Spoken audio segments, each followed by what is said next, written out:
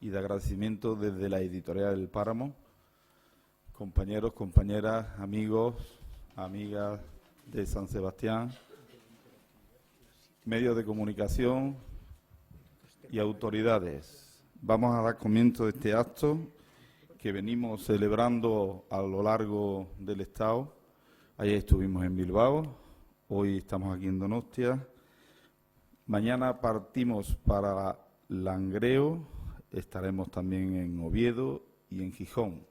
Es decir, que venimos de Madrid, de Córdoba, evidentemente, porque somos de allí, aunque internacionales, evidentemente también, de Sevilla, Granada, Málaga, y estamos dispuestos a quemar las naves.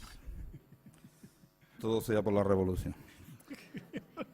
Bueno, una vez dicho esto, presentaros a la mesa, en primer lugar, al amigo Juan José Ibarreche, que tuve el placer de conocerlo en Córdoba, cuando Julio, a través del grupo Prometeo, un grupo de opinión, un grupo político, un grupo de estudios, lo invitaron y tuvimos la suerte de pasar un buen rato y, entre comillas, también tuvimos nuestras cosas, ¿no? Pero eso queda para nosotros, porque es que no nos recibieron en nuestro propio pueblo ni la alcaldesa, siendo del mismo partido de nosotros. Pero bueno, esto, como bien dijo Julio, esto no lo para ni el cosmos. Tuvimos la presentación, hicimos nuestras cosas y yo creo que Juan José quedó satisfecho, además como bien sabe y como él sabe hacerlo. Y bueno, lo tentaremos para que se venga Izquierda Unida. Julio Flor, que ayer nos acompañó, un gran amigo, que hoy hará la presentación tanto de Juan José como de Julio. ¿Qué os voy a decir de Julio? Os puedo decir un poquito porque conozcáis, aparte de saber que es cordobés, nacido en Fuengirola, es maestro, profesor licenciado en Historia, no me he traído las gafas. Bueno, escribe normalmente en El Mundo Obrero, también en el diario Economista, fue secretario general del PC, coordinador de Izquierda Unida y además, pues bueno, ostentó durante 3 legislaturas la portavocía del Parlamento, de los diputados, ¿no? Y como a mí siempre me gusta decir, porque lo quiero además, es quien tiene el techo más alto en Izquierda Unida en votos, ¿no? Las cosas también se miden, a veces hay que medirlas, ¿no? Y bueno, hablaros de la síntesis del libro, un poquitín. Yo como editor solamente me remito a explicaros un poco y a saludaros. Porque Julio Anguita ha sido un hombre político, un hombre reflexivo y un hombre analítico. Los escritos que forman este libro de combates de este tiempo son el fiel reflejo de las ideas que habitan en la mente y en la palabra de Julio. Les sorprenderá, ante la vigencia de estos textos y discursos, pareja una trayectoria vital en la que la política, desde finales de los 70, y con lo que Julio Anguita nos invita a pensar sobre el pasado y el presente. Es lo que nos ha llevado a esta editorial, que tiene una trayectoria. Venimos del mundo gráfico, cumplimos 25 años, somos un montón de personas trabajando en esto, y nos ha llevado a apostar precisamente por la causa que compartimos común, creo que del mismo partido seguro, y además desde la rebeldía, que creo que se impone hoy más que nunca. El prólogo, por citarlo en San Sebastián, me he acordado hoy porque estaba hablando con él, de Rafael García Contreras, que es el único senador electo que tiene o tuvo Izquierda Unida. Un saludo para él, que está en Córdoba, estará contentísimo de que lo nombre y lo llamaré, porque sabe que estamos entre amigos. El libro se abre con el discurso fúnebre ante el cadáver de Pasionaria el 16 de noviembre del 89 en la Plaza de Colón de Madrid. Se cierra con un discurso en Cáceres el 23 de febrero del 99 con Saramago. Si tienen la oportunidad de leer el libro, pues estupendo, pero si leen estos dos, yo creo que cierra y abre de una manera espléndida. Para terminar, estos son los combates de un hombre que ha cambiado de trinchera, pero no de guerra. Y termino en esta ciudad que conocí a los 17 años, bajando de Francia, de la vendimia, a cambiar los francos. Tuve que andarla con la maleta de cartón de una punta a otra y no sé si traía 30.000 pesetas, pero bueno, me acuerdo perfectamente. Para terminar con una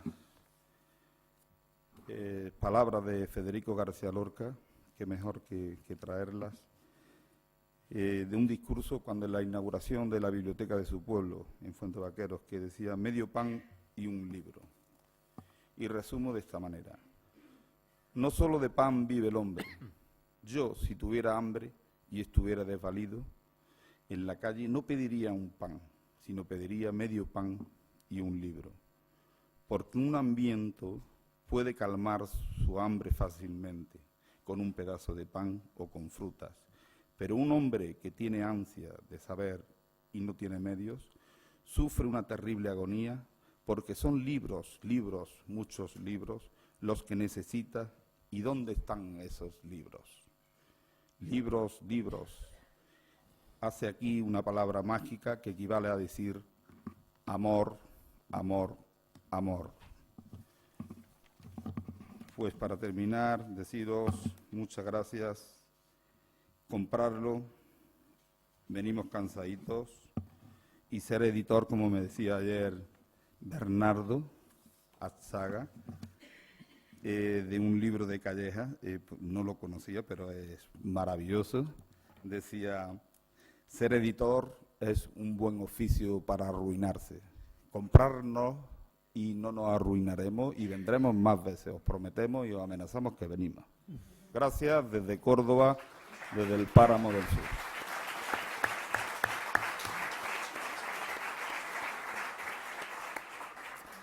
Arratsaldeon guztioi, ongi etorri, lagunok. Otros disfrazan la realidad, la maquillan, o como mucho la insinúan, pero Juan José Ibarretxe y Julio Anguita lo dicen clarito. Necesitamos esa cristalina claridad, la necesitamos siempre, siempre, pero en estos tiempos, más que nunca. Si alguien puede arrojar luz, que lo haga en tiempos oscuros o que calle para siempre. Son dos pensadores que conectan con el ágora griego y que en medio de la duda, del ruido, de la furia, yo creo que ofrecen, lo han hecho y lo van a seguir haciendo, sus cabezas y su corazón. ¿En qué coinciden? Lo he pensado esa tarde mientras veníamos hacia Donostia. ¿En qué coinciden Anguita y Ibarretxe, el excoordinador general de Izquierda Unida y el ex-lehendakari del gobierno vasco? Pues yo diría, humildemente, que son dos personas de principios, que luchan por ellos, nos lo han demostrado, contra viento y marea, con gran tesón. No tienen, pienso, un doble lenguaje, es decir, no dicen una cosa en privada y otra distinta en público. Ibarretxe y Anguita, ambos dispuestos a debatir con razones, con propuestas, con reflexiones. Ambos se han enfrentado muchas veces en su vida política, creo que está en la cabeza de todos y de todas, a la que se han entregado, por cierto, vida política con pasión y ternura. Se han enfrentado, digo, a la opinión publicada. Y mucho ojo, si se les convence, pienso, ellos dirán, con reflexiones, con razones y con propuestas, ambos, pongo la mano en el fuego, estarían dispuestos a variar sus posiciones. Para presentar este libro, Combates de este tiempo, han elegido mantener una conversación sin intermediarios, Julio Anguita y Juan José Ibarretxe, junto a todos y todas, preparando quizá, quién sabe, los combates de pasado mañana. Ambos viven comprometidos con su tiempo y yo diría, frente a un tiempo de oscuridad, que hay esperanza si hay compromiso. Tras su conversación, Ricardo y yo volveremos a la mesa, o yo volveré a la mesa para moderar algunas preguntas que quieran hacerles. Para tirar del hilo de la conversación en medio de esta gran crisis de civilización, yo les propongo a Anguita y a Ibarretxe que recuerden quizá, Julio, pues aquel encuentro de Córdoba donde el lehendakari Ibarretxe nos ofrecía una pincelada, Ricardo, ofreció una conferencia invitado por el colectivo Prometeo, del que forma parte Julio Anguita, y desde entonces, creo que han cumplido 10 años, en cierta manera, también Ibarretxe. Como saben ustedes, Prometeo era un titán, fue el titán de la mitología griega, amigo de los mortales, ahí, que robó el fuego de los dioses para entregárselo a los seres humanos, para que así pudieran, por supuesto, calentarse y, como no, tener luz en la noche. Luz. Así que, Julio Anguita, lehendakari Ibarretxe, cuando queráis. Bien, voy a contar lo que ha hecho referencia Ricardo y ahora Julio. Yo conocía al lehendakari porque había venido varias veces aquí con Madrazo y me lo había presentado y habíamos hablado. Y una de las veces que yo estaba hablando con él, me dice lo siguiente: voy tal día a Sevilla invitado por Pérez Royo. Pérez Royo es un catedrático de Derecho Constitucional, políticamente dentro de la órbita del gobierno de entonces, del Partido Socialista, y yo recuerdo que lo abordé y le dije, hombre, pues pasas por Córdoba, pues llégate a Córdoba y nos das tu punto de vista sobre ese famoso plan soberanista que decían los medios de comunicación. Porque el colectivo Prometeo, que no tiene un duro, me dijo, no es problema. Digo, hombre, nosotros te pagamos una cena, pero más no te podemos pagar. Él lo costeaba, lo demás. El colectivo Prometeo tiene como lema, es con sus propias voces. Entonces, concebimos la idea de que fuese el lehendakari el que abriese aquellas jornadas. Invitamos a Leopoldo Ares, el portavoz del Partido Socialista, nunca nos contestó. Invitamos a Jaime Mayor Oreja, el portavoz del PP, nunca nos contestó. E invitamos a Madrazo, que dijo que sí, que cuando los demás pasaran, él iba. Bueno, aquello quedó hasta que de pronto el lehendakari me llama y dice que voy para Córdoba tal día. Y yo planteé en mi colectivo que viene. En mi colectivo, al cual yo le había dicho hacía unos meses que va a venir el lehendakari, si queréis lo trago yo, y no, evitamos que el colectivo tenga problemas, porque estaban en el momento los medios de comunicación y los partidos, los dos partidos grandes, contra el plan soberanista de Ibarretxe. Esto es lo que se ponía así. No, que lo trae el colectivo, total, que lo trae el colectivo. Pero cuando yo dije que viene tal fecha, empezaron a temblar las piernas.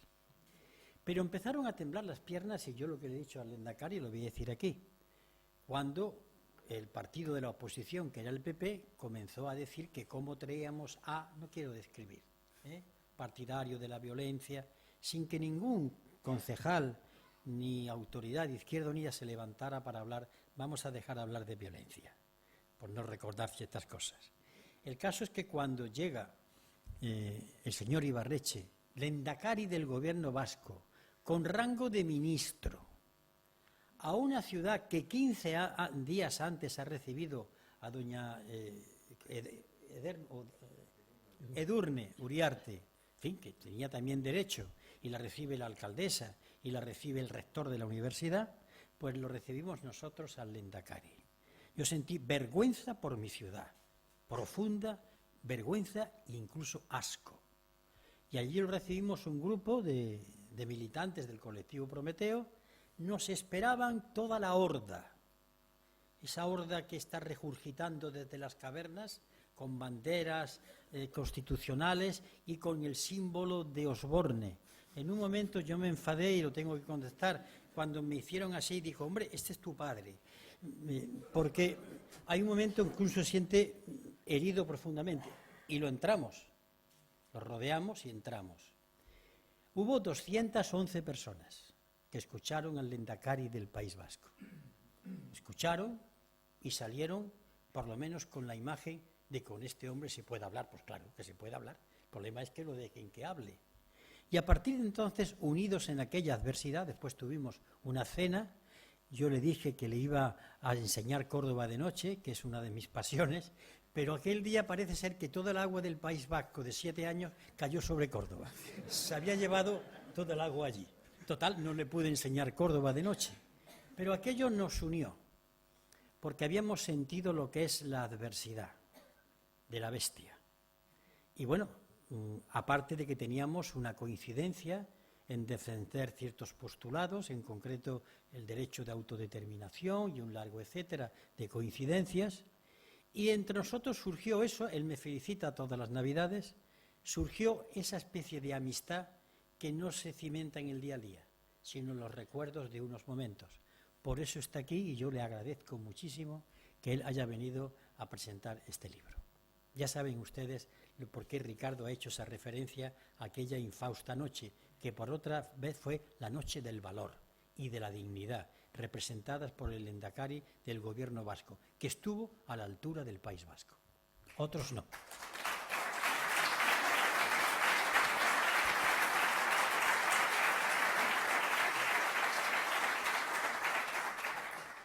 Bueno, y yo me había prometido no hablar de las iniciativas en las que yo había participado y de las que efectivamente Julio habla en el libro.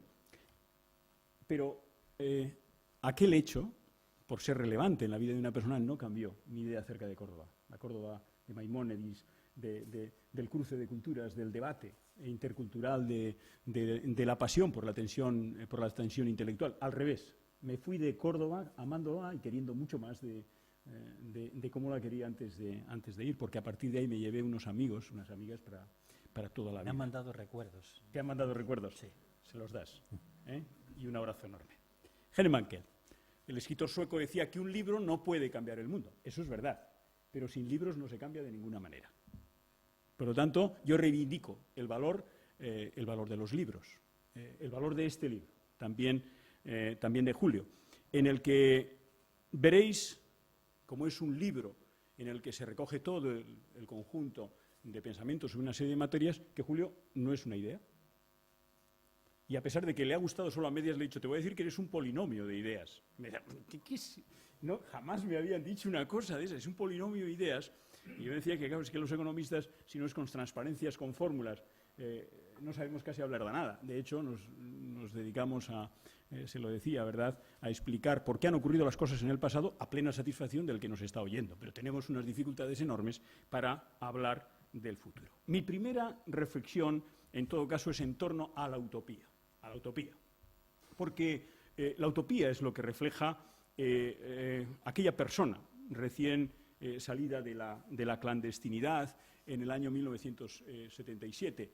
Yo siempre recuerdo algo que nos movió en el gobierno. ¿Recuerdas, Javier, cuando hablábamos de Eduardo Galeano permanentemente y la utopía, verdad? Decíamos que la utopía está en el horizonte.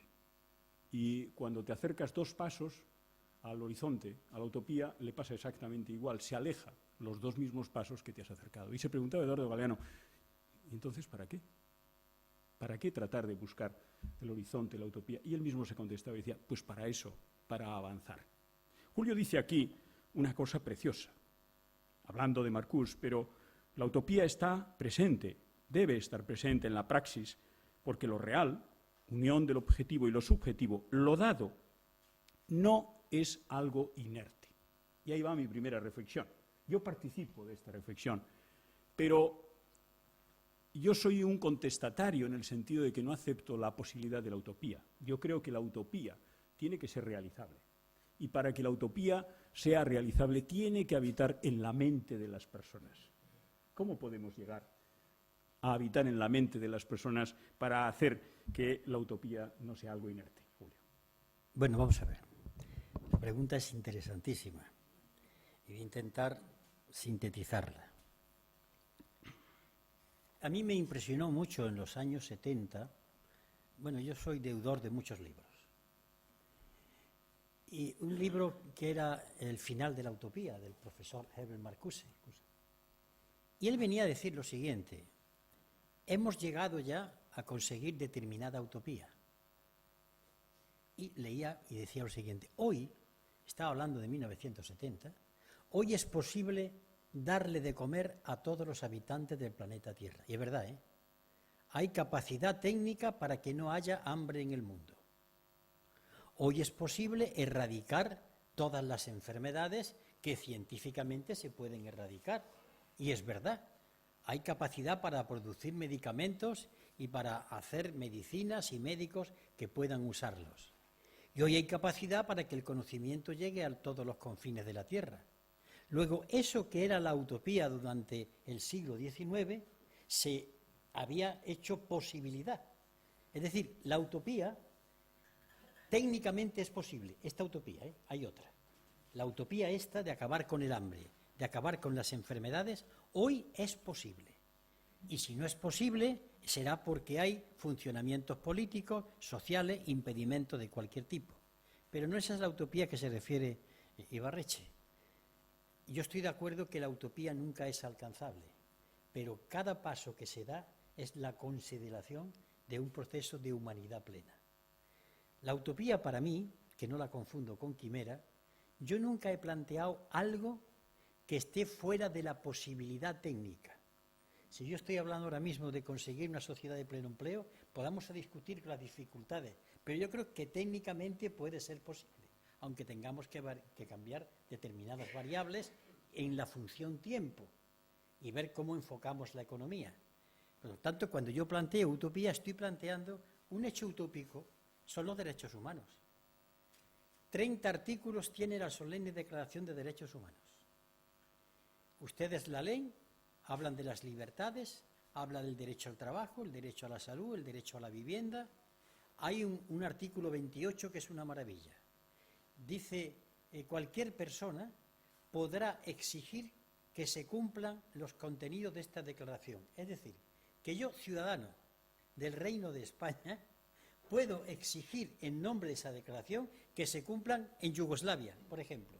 Y cualquier habitante de Tanzania puede exigir al gobierno español que se cumplan en España. A esto le llamo yo utopía, tener un objetivo. Pero un objetivo que ya se forja en el Renacimiento, que es la centralidad humana. Es decir, el hombre, el primer cambio que hay de esto, si ustedes quieren, vamos a las catedrales. Las catedrales de la Edad Media está el Pantocrátor, está Jesús, que se sienta como el jefe del universo, domina a toda la humanidad. Pero cuando llega Miguel Ángel y pinta la Capilla Sixtina, Dios toca a Adán, que están casi en el mismo plano. Es la criatura más perfecta que ha salido. El rey de la creación. Es un paso importante. El ser humano comienza a ser el centro y a él se debe todo lo demás. Naturalmente, esto implica que con pasos que hay que dar, eliminando dificultades, pero creando un mundo de valores. Los valores son fundamentales. Creer en la utopía es creer en algo que en sentido absoluto es inalcanzable, pero que tiene etapas. ¿Qué cosa ha habido de utópico y realizable? En mi Córdoba, cuando yo era niño, una familia pobre o iba a la beneficencia cuando tenía una enfermedad o se endeudaba para poder. Bueno, ya tenemos un servicio de salud que a mí me han tenido que atender y hace falta poner un catéter, se pone y cuesta dinero. Eso era utopía en los años 50. Que los hijos de los trabajadores en mi Córdoba, que solamente había 2 institutos, uno en la capital y otro en Cabra, un pueblo, ahora tengamos institutos y determinados conocimientos estén al alcance de la gente, de los trabajadores y sus hijos, eso era utopía, eso era impensable. Luego, la utopía tiene metas que se van alcanzando, pero siempre queda algo más. Ahora bien, el político o el pensador que no tenga utopía no tiene estímulo. Eso me lo explicaba a mí un campesino de mi tierra. Cuando los olivos, que son nuestro cultivo por excelencia, hay que ararlos y trazar una hijuela es rodearlos con el arado. ¿Saben ustedes lo que hace el que va arando? Coge el arado, detrás de la bestia, y se fija en un punto, y allí lleva el surco. Da la vuelta, y se fija en otro punto, esa es la utopía. Si no, estaría haciendo una especie de meandro constantemente. La utopía, por tanto, es una convención entre nosotros. Pero yo creo que en el mundo hay una convención. Tú, yo y muchísimas personas, ¿estamos de acuerdo con los derechos humanos? Estamos de acuerdo con los derechos humanos. Estoy hablando de la solemne Declaración de Derechos Humanos. Ahora bien, podemos discutir de qué camino y de qué método. En esa utopía yo me siento hermano de mucha gente. No aspiro a más. Es decir, yo no aspiro a un reino llamado socialismo, comunismo, anarquía. Puede que llegue en su momento. Yo, más modesto, pido que la utopía sea la plena realización de los derechos humanos para 7.000 millones de habitantes del planeta. Soy muy concreto. Aunque parece que yo estoy en las nubes, toco... El hombre que ha dicho programa, es que está tocando mucho el suelo. Vamos a hablar en la segunda mirada en relación con la economía. La verdad es que la forma en la que estamos gestionando la crisis económica es siguiendo aquel viejo patrón del Fondo Monetario Internacional que decía que importa que a las personas les vaya mal si la economía va bien. Eso es probablemente lo que nos ha traído hasta aquí. Las reflexiones que en ese sentido realiza Julio, sobre todo y en relación con Europa y la Unión Europea, me parecen proféticas de alguna manera. Hablando sobre Maastricht en el año 1992, y por lo tanto desde la exigencia de la participación de los pueblos, entonces ya, como nuevos agentes en el proceso de construcción europea, decía, bueno, esto no va a funcionar si no superamos el déficit democrático. Hemos comenzado la casa por el tejado. ¿Qué va a poder hacer un Parlamento que no tiene ni la función legislativa ni la labor de control sobre ningún gobierno existente? Avanzar en la convergencia real, pero, y sobre todo por encima de la nominal, superar el déficit social y, atención, decía entonces, cuidado, y si no ponemos en marcha una política exterior y de defensa realmente común e independiente. Volvía sobre el tema en el año 1997, en un artículo Autistas que encontraréis también en el libro, y se preguntaba, ¿se está construyendo Europa? Se está construyendo, decía, algo similar al monstruo de Frankenstein, que se volverá contra sus creadores. No hay una construcción europea sin unión política. No hay construcción europea sin política exterior y de seguridad común. No hay construcción europea si no hay una auténtica unión económica. Y decía, un presupuesto europeo, una hacienda europea, una política fiscal común. Y además remataba esta reflexión cuando en el año 1999, hablando y reflexionando en el foro de la izquierda europea, lamentaba la resignación de la izquierda a la hora de desarrollar sus políticas. Hemos visto como en los últimos tiempos incluso las políticas de recorte asociadas a las peticiones del Fondo Monetario Internacional han sido realizadas en muchas ocasiones por gobiernos denominados de izquierdas en Europa. Y decía en este año 99 algo que me resulta realmente también profético. En la práctica decía, menos democracia y más poder para el mercado, para sus fuerzas. Decía reflexionando acerca de cómo Aznar había llegado a un acuerdo con Tony Blair, primer ministro laborista del gobierno inglés, sobre el empleo y el paro, y basado en la desregulación, la enésima, del mercado de trabajo. Y hablaba también del acuerdo entre Tony Blair y Schroeder. Sin duda, estamos, creo, ante la confirmación de las dos amenazas de las que hablaba, y justo reconocerlo, Julio Anguita en sus reflexiones. Una, ¿es la Unión Europea o la crisis de la Unión Europea más un producto de la crisis de la Unión Política que en esencia económica y financiera? Porque si habláramos de crecimiento en el siglo XX, como estamos acostumbrados a oír todos los que aquí estamos y las que aquí estamos, si nosotros vamos a defender ese criterio en África, probablemente nos apedrearían, nos lapidarían, con razón, porque la economía creció 100 veces en el siglo XX, pero las diferencias entre unos pueblos y otros también 100 veces. Si vamos por ciudadanos, probablemente estamos hoy ante crecimientos de la economía en el siglo XX que afectaron a 1 de cada 5 ciudadanos en el mundo. Y sin embargo hoy nos cobijamos ante la imposibilidad de sacar los países adelante, hablando de una crisis global que curiosamente, sin embargo, está procurando crecimiento a 3 de cada 5 ciudadanos en el mundo. Sin darnos cuenta que es fundamentalmente Europa y sus políticas la que está en estos momentos afectada directamente y esencialmente por la crisis económica. Probablemente también los americanos, que se las prometían felices cuando el euro deja de ser moneda de refugio y entonces los capitales pasan al dólar, con lo cual se eleva la moneda y se destruye la capacidad exportadora de sus empresas. La reflexión es, Primero, estamos hablando, por lo tanto, desde tus reflexiones continuadas en relación con la Unión Europea, del producto de una crisis política, de un proyecto político que no se ha desarrollado. En segundo lugar, ¿es esta crisis una consecuencia directa y lógica de la pérdida de poder político que los Estados han depositado en los mercados? La intervención de Juan José ya merecería una respuesta porque ha dado una lección, pero me toca a mí hablar. No son tus palabras, Sí, ya estoy lo sé. utilizando tus palabras. Pero yo quiero Bueno, con alguna aportación. comentar esta noche cosas que no he comentado nunca en público. Porque pareciera que yo estoy tocado del don de la profecía y de pronto en un monte he visto una zarza ardiendo y he visto esto va a funcionar mal. No, voy a explicarlo, voy a bajar a la tierra.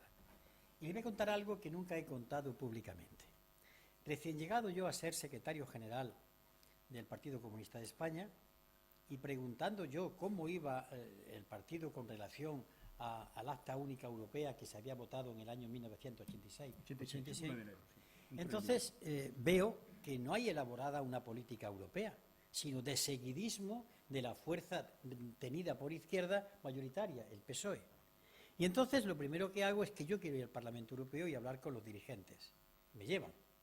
Y me preparan una cena magnífica en un restaurante en Estrasburgo. Y entonces un reputado diputado italiano nuestro, porque entonces nuestro grupo era comunistas y emparentados. O sea, el infierno. Vale. Y entonces aquel diputado que era italiano, era el jefe de los comunistas y emparentados, le dicen a algunos de nuestros compañeros, explícale, fulano, explícale a Julio la idea de Europa. Como diciendo, a este asno, verle diciendo lo que es Europa. Bueno, y yo puse atención, porque aunque ustedes no lo crean, me gusta aprender mucho y escuchar. Y aquel hombre pintó un panorama extraordinario.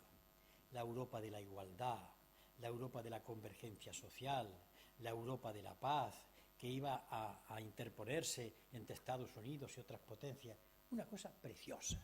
Y cuando termina, yo, incauto e inocente de mí, le hago la pregunta del niño mala uva Jaimito, que le digo, bueno, pero fulano, ¿esto con quién va a ser posible? ¿Con los obreros, con los intelectuales, con los carteros, con los militares? ¿Con qué capas sociales? Y dice aquel hombre genial, eso no lo he pensado, me dedicaré a pensarlo. ¿Por qué digo esto? Aquel hombre estaba vendiendo humo. Y durante décadas la política oficial ha vendido humo, no ha vendido un proyecto concreto. Cuando yo recibo aquella contestación y me di cuenta de dónde estamos, el partido, haciendo un esfuerzo económico tremendo, convoca una conferencia que duró 6 o 7 días, encerrados. Y allí llevamos a economistas del partido y a otros que no eran del partido. Hombre, cerca de los aledaños de nuestra ideología, obviamente. Y entonces, durante 6 o 7 días, elaboramos una alternativa europea. Y hablamos del espacio económica y socialmente integrado, hablamos de la construcción europea, porque decíamos, es que hay que construir Europa. Teníamos las viejas palabras de Víctor Hugo, de la Europa federal, que él situaba la capital en París, claro, era francés, ¿no? ¿Qué iba a hacer? Porque es necesario, porque el mundo tiene que caminar a su unidad política. Tiene que caminar, y este es un primer estadio de esa unidad. Pero claro, ¿cómo se va a construir? Y planteamos nuestra visión a la construcción europea. Hay un momento, que ya me pilla a mí en Madrid, donde el Parlamento Europeo vota un proyecto de Constitución y le ordena al Consejo Europeo que vaya rápidamente a la unión política. El Consejo Europeo, cuando recibe la orden, cambia y plantea el Tratado de Maastricht, donde la unión política desaparece y se va hacia la unión monetaria. Repasando yo un día, porque yo he leído muchas veces la revista del Círculo de Empresarios de Madrid, que hay auténticas joyas, auténticas joyas, hombre, no es que yo esté de acuerdo con ellas, pero son muy relevantes para explicar lo que está pasando.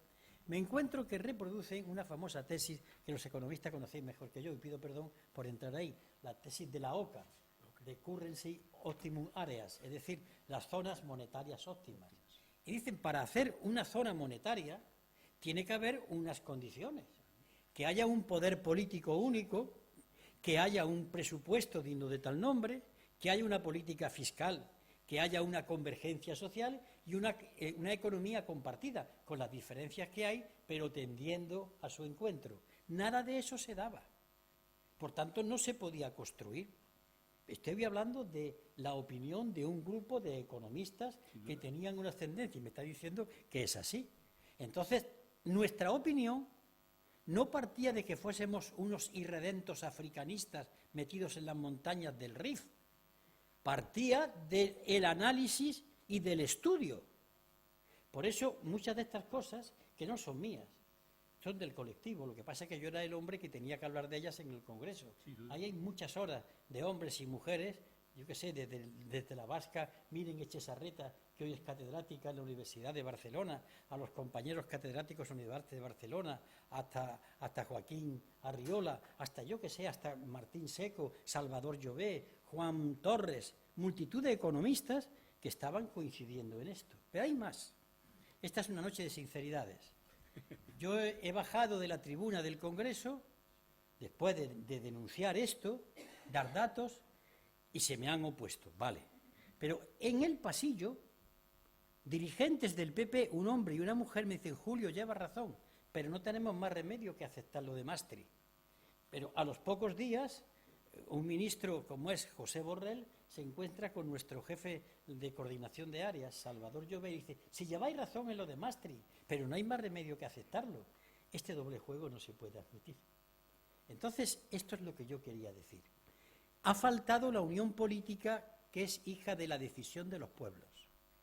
En la reunión de las Asises de Roma del año 1990, creo, se reunieron todos los parlamentarios, bueno, una representación de los parlamentos nacionales, y llegaron a decir que Europa debe articularse de un proceso constituyente donde interviene el Parlamento Europeo, los parlamentos de Estado y los pueblos, y no fijó el límite de pueblo referente a Estado, hablaba de los pueblos incluso sin Estado. Claro.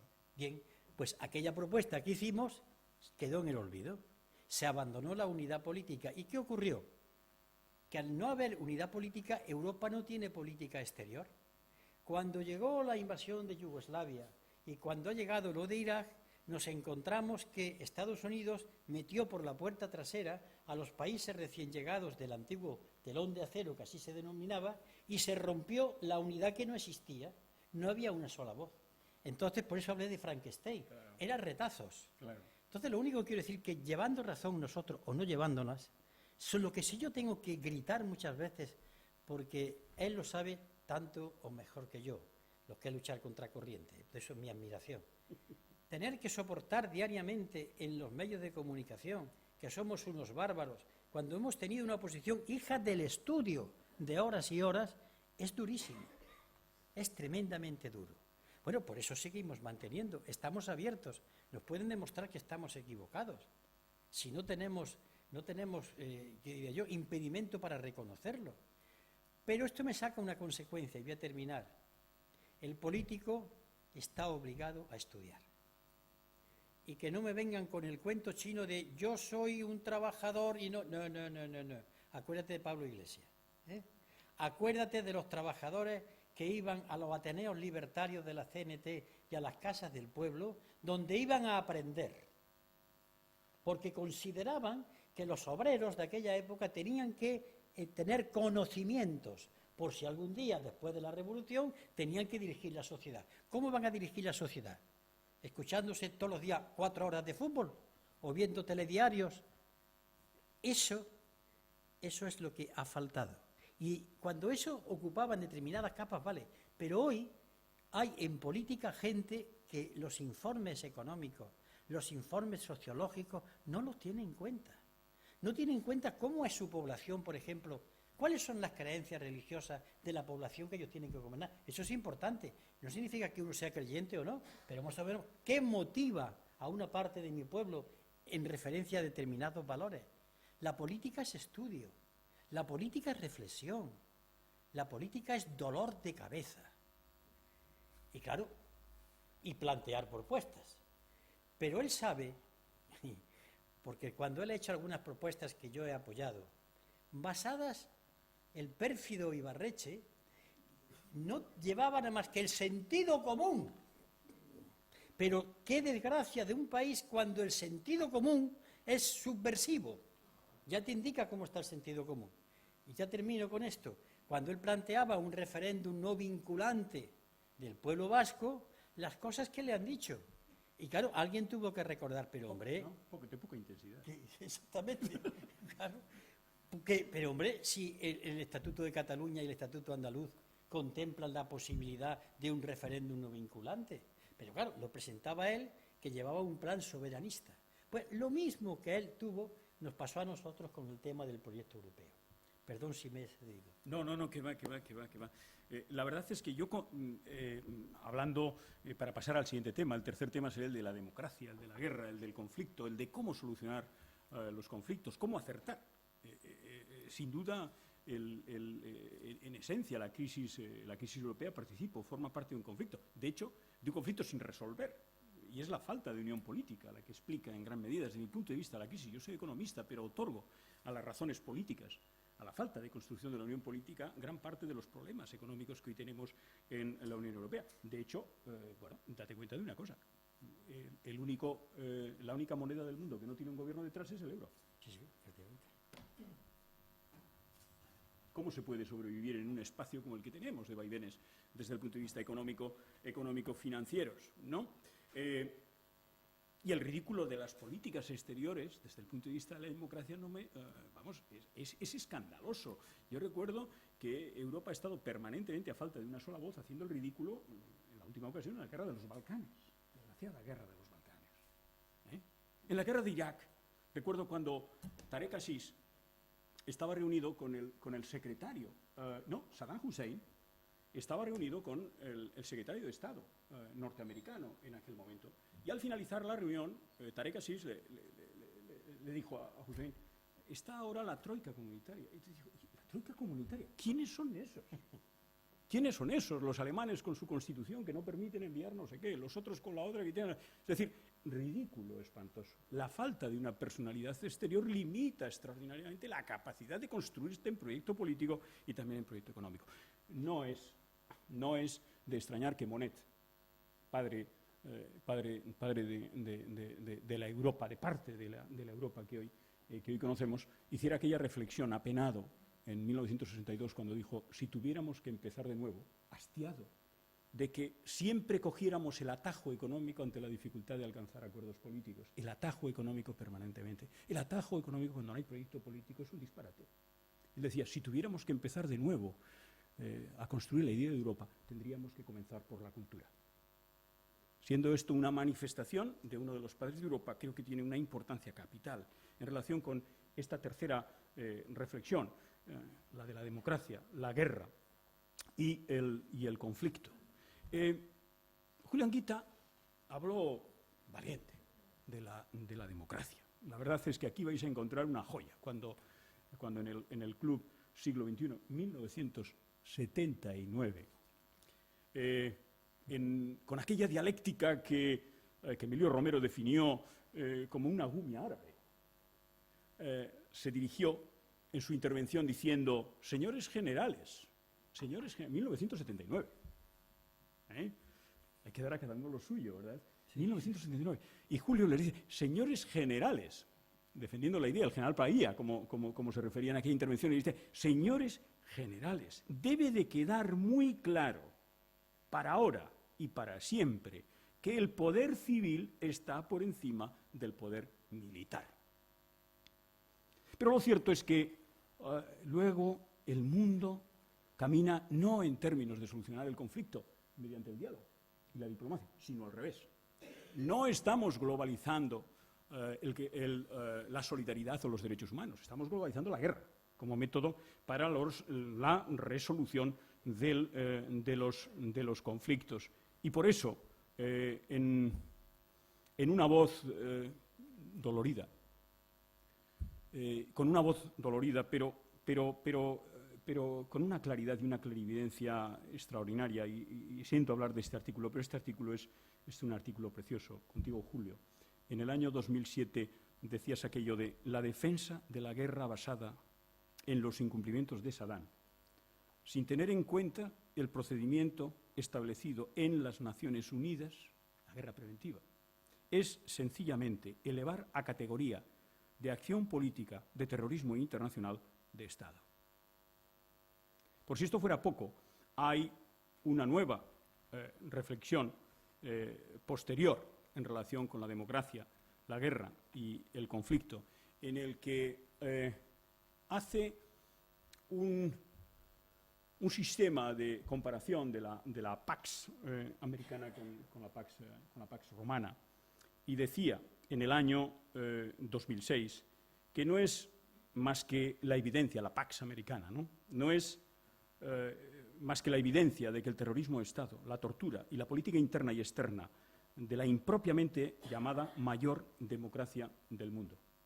Y mi reflexión al respecto es: hemos destruido el derecho internacional, hemos destruido el papel de la ONU como agencia internacional y paraguas en la defensa del derecho internacional, y hemos sido sustituidos por esto que ahora se llama G20 o por el Consejo de Seguridad. Se ha roto incluso en la economía. Gran parte de los problemas económicos que hoy tenemos, desde mi punto de vista, derivan de todo el proceso de liberalización que se produce tras de la ruptura del acuerdo de Bretton Woods, bajo los auspicios de Naciones Unidas. Y hoy estamos pagando toda la Reaganomics, todas las medidas económicas de liberalización e igualación de la banca comercial con las bancas de inversión, que nos han traído de cabeza, fundamentalmente toman cuerpo en el desamparo en el que se ha vivido en los acuerdos y en la confección de los acuerdos económicos. ¿Tú crees que el G20 puede tener el 80% del Producto Interior Bruto del mundo, que no lo tiene, pero de ninguna manera tiene al 80% de la ciudadanía del mundo detrás? ¿Es posible que el G20, por lo tanto, sustituya desde el punto de vista económico al paraguas que necesita dar Naciones Unidas al respecto? Y es evidente que la autorregulación de Hayek, del mercado, el mercado inteligente, es algo que ha caído por su propio peso. Necesitamos regular el mercado. El mercado por sí mismo no es inteligente, es profundamente injusto, y así se ha demostrado con el devenir de los tiempos. ¿Podemos ser sustituidos por el G20 desde el punto de vista económico? ¿Podemos vivir en el espacio de la guerra preventiva, en la ruptura del multilateralismo, en el surgimiento producto de la desaparición de los dos bloques del multilateralismo, haciendo que el proceso de globalización sea un proceso de norteamericanización?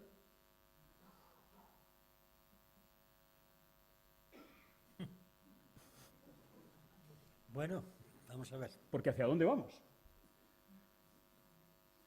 Quiero decir, ¿hacia dónde vamos? Bueno. ¿Hacia dónde vamos? ¿Hacia dónde se dirige esta enorme manifestación? Que decía un físico inglés. Vamos a ver.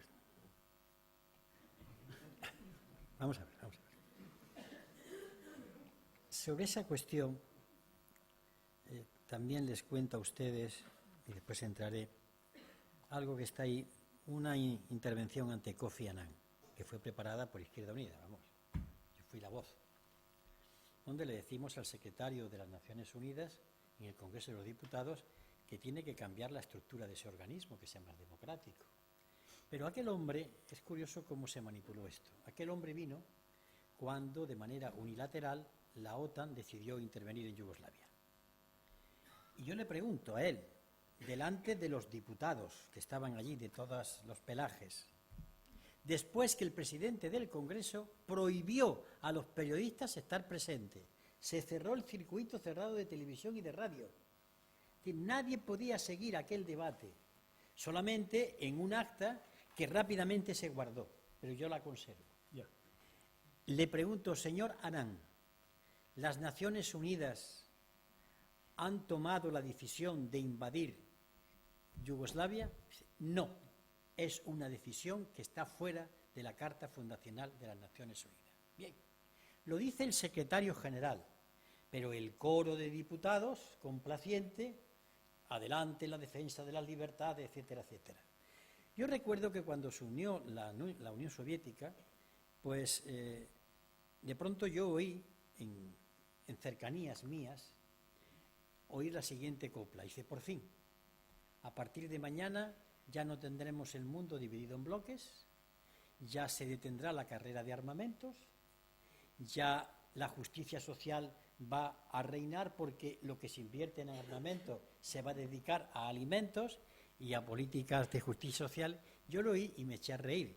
Dije, me gusta más el de Caperucita porque tiene más literatura. El hecho es que después de la Guerra Fría llegó una época tremenda en donde se impuso la voluntad de los Estados Unidos, en donde, además, eso estaba defendido, hacía falta buscar una causa contra que luchar. Las torres del 11 de septiembre dieron la justificación del enemigo. La OTAN cambia, y cambia en un debate que duró un momento. La OTAN cambia de sustancia, cambia su esencia para transformarse en una organización que puede actuar fuera de la dirección de las Naciones Unidas. Hasta entonces no. Se proyectaba un nuevo orden internacional. Todo esto se compendió en la batalla de aquellos días. Pero hay algo muy importante. Todos hemos oído hablar de Francis Fukuyama, un funcionario del Secretariado de Estado norteamericano. Francis Fukuyama tenía este argumento, como su nombre indica, era de origen japonés. A partir de ahora, el hundimiento de la Unión Soviética, el fracaso del comunismo, ya esto va a ir mejor. Y atención a lo que nadie comenta que dijo Fukuyama.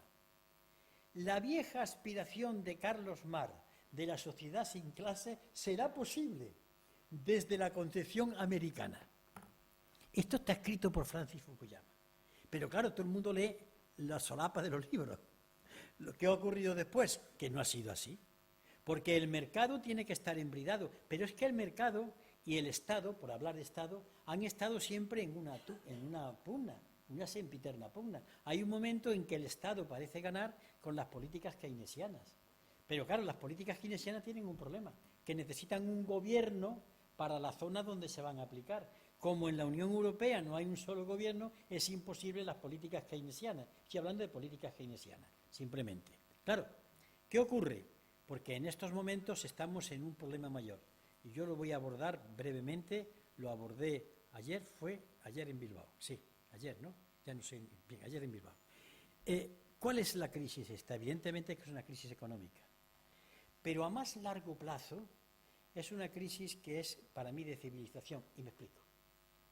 Hay un autor interesantísimo de ideas conservadoras, pero de mente lúcida, que se llamó Arnold J. Toynbee, un historiador británico que escribió Estudio de la Historia, 14 o 15 volúmenes, y el hombre demuestra que a lo largo de la historia de la humanidad ha habido 26 civilizaciones.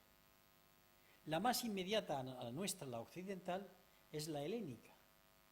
Y la helénica, él describe lo siguiente: cada civilización ha tenido las siguientes características. 1, un Estado universal. 2, una iglesia universal.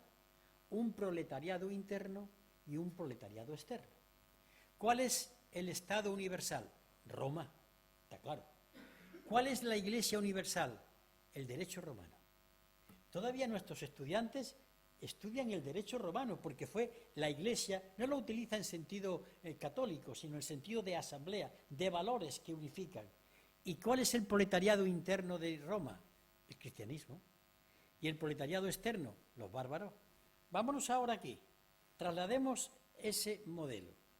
¿Cuál es el imperio? El imperio ha sido Estados Unidos. Ahora empieza a tener que compartirlo con otros, los países BRIC, con China fundamentalmente. ¿Cuál es la Iglesia universal? Está clarísimo, es una trinidad también, o una trimurti, como la trimurti india. Mercado, competitividad y crecimiento sostenido. Porque ya no es una cuestión de económica, es una fe, es una iglesia, es unos valores. ¿Cuál es el proletariado interno? El proletariado interno son los marginados, los inmigrantes, las poblaciones que están sufriendo. Y el proletariado externo, ¿cuál es el proletariado externo? Los países que en estos momentos aspiran a estar en este Eldorado. Les doy un dato. Dentro de 10 o 12 años, los países BRIC, Brasil, Rusia, China, India y otros cercanos, van a aportar en los próximos 10 años una población de 800 millones que van a tener los ingresos medios de 25-30.000 dólares al año, una capa media, que quieren y demandan el sueño europeo. Y a ver qué le dice que no. Porque claro, a partir de ahí, ¿con qué nos encontramos? Que hay que disuadirlos. Y entonces, Toynbee describe a la civilización occidental con estas características. Una, somos la civilización surgida del capitalismo.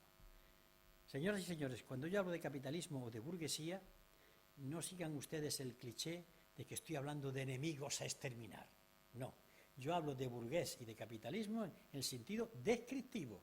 ¿Está claro? En el sentido descriptivo, no con notaciones morales.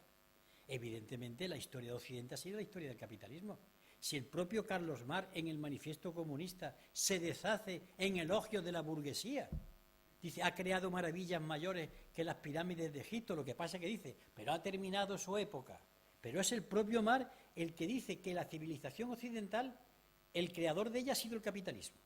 El propio Marx en el Manifiesto Comunista. Bueno, lo tenemos, los valores del capitalismo han llegado a países que oficialmente son anticapitalistas, hablo de China, y otros. Es la Iglesia Universal. Pero frente a esa Iglesia Universal, ¿cuál era el otro pilar? El otro pilar era la democracia representativa. Nació en Occidente, Podemos buscar las fechas que queramos. La Declaración de Independencia de Estados Unidos, la Revolución Francesa, después las distintas constituciones, la mexicana, la de Weimar, la soviética, los derechos humanos, yo qué sé, todos los documentos que han ido hablando de los derechos del ser humano, de la democracia. Pero ¿qué ha ocurrido? Que los dos pilares se han enfrentado y el pilar primero se está tragando al otro, se lo está comiendo vivo. Por eso cuando Thienmeyer, presidente del Bundesbank, dice, los políticos a veces se enteran, tenéis que aprender a acatar las órdenes de los mercados. El pilar capital se está comiendo al pilar democracia representativa. Es el comienzo del fin de una civilización.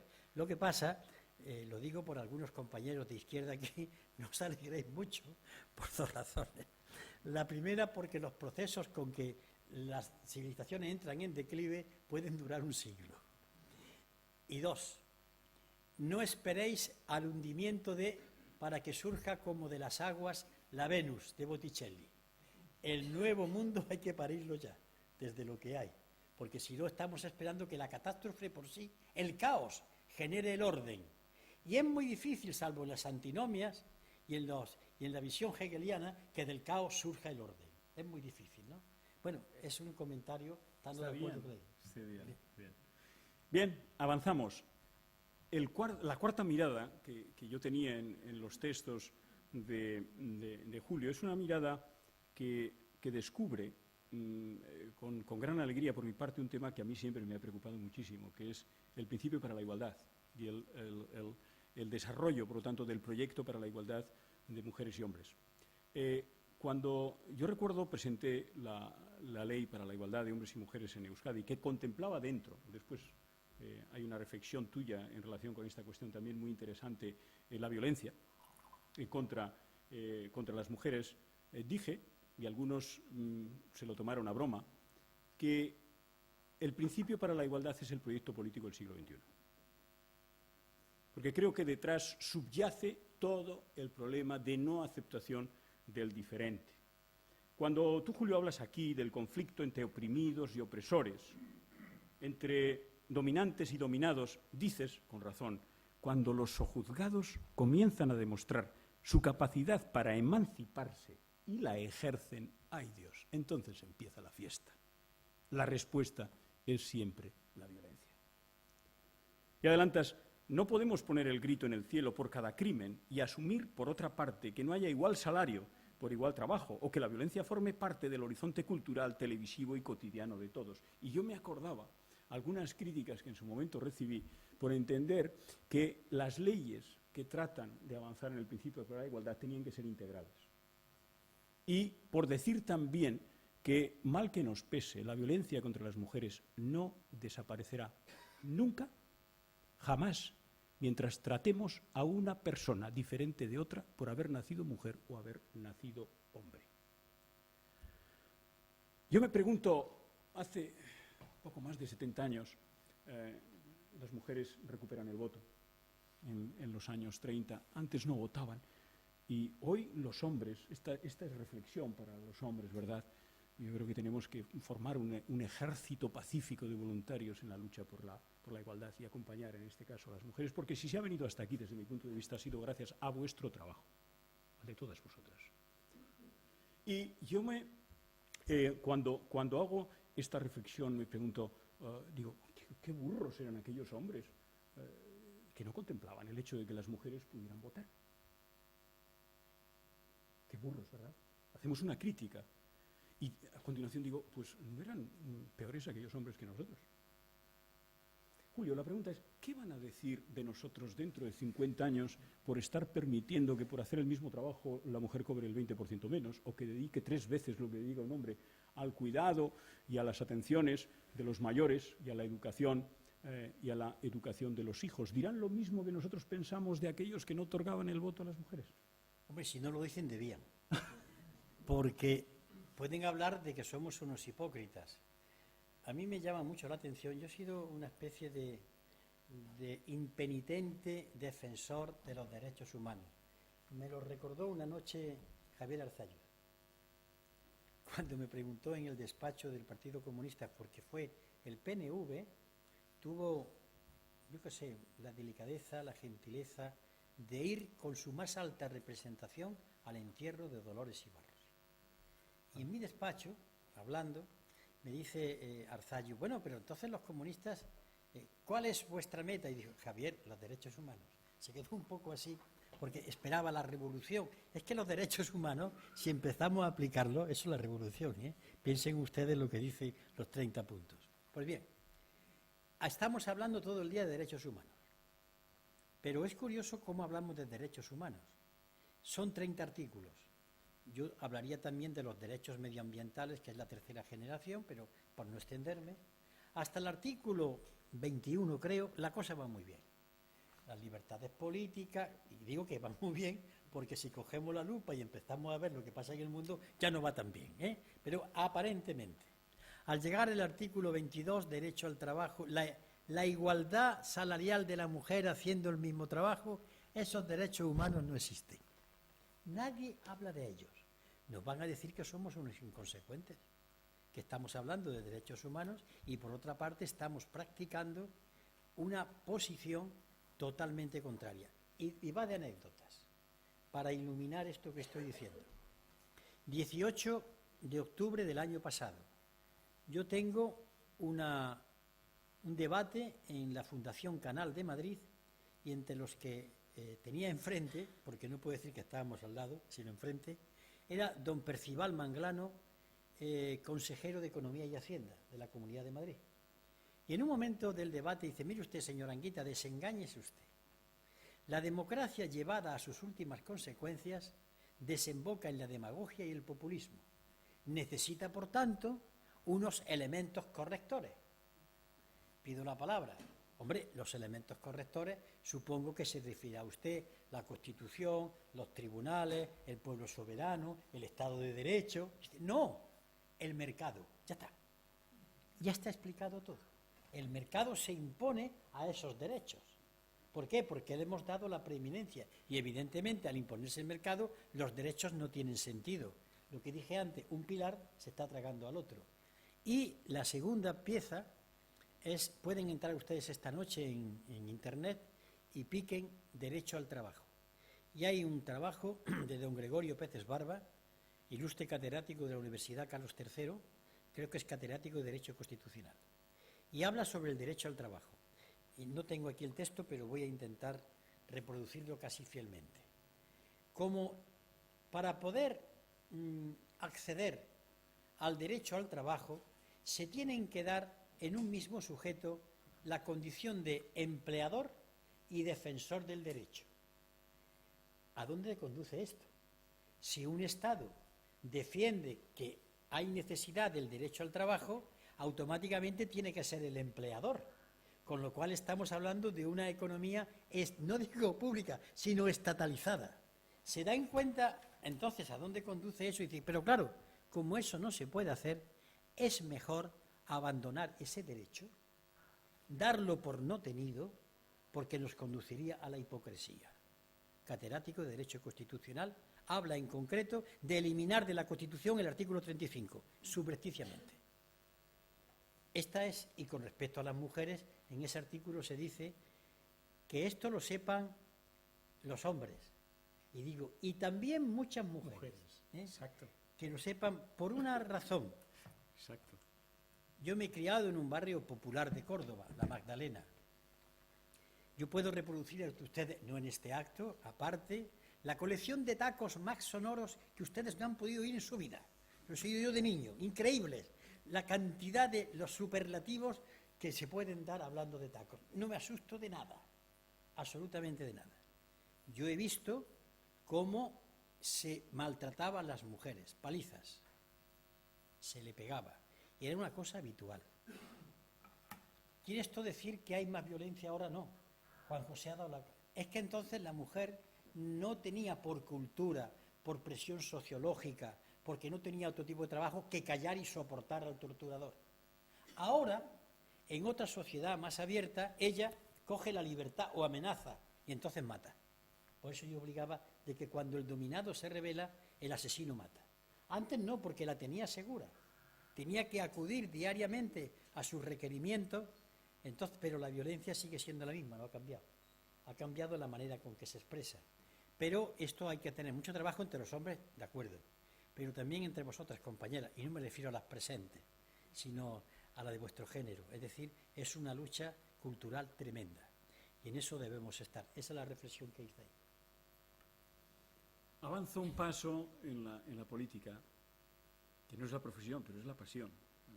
Ya lo estáis viendo además, la pasión de Julio. Él utiliza Antonio Gramsci, que murió hace muchísimos años ya, en los años 30, 37, 38. Muere antes de la Segunda Guerra Mundial, pero que dice unas cosas increíbles, ¿verdad? Y la reflexión de Julio en el libro es esa reflexión del rebelde, en términos de no aceptar, de creer que la política, como el arte, dice, no se aceptan, no se asumen las cosas como son. Creo que detrás de esta reflexión se encuentra una parte de mi vida política también, dicho sea de paso. Y entonces, recogiendo un pensamiento de Gramsci, dice, una propuesta de fantasía concreta que ilusiona, impulsa a participar y a co-crear a un pueblo sin pulso, ideas, sentimientos y valores. Es duro, pero esa definición a la que se agarra como a un hierro ardiendo. Porque yo estoy de acuerdo con él, la política es tensión intelectual, es creación. Y por reconocer a cada uno lo suyo, Gramsci es un personaje extraordinario, que muere muy joven, con 40 y muy pocos años, pero que tiene unos pensamientos de naturaleza profética enormes.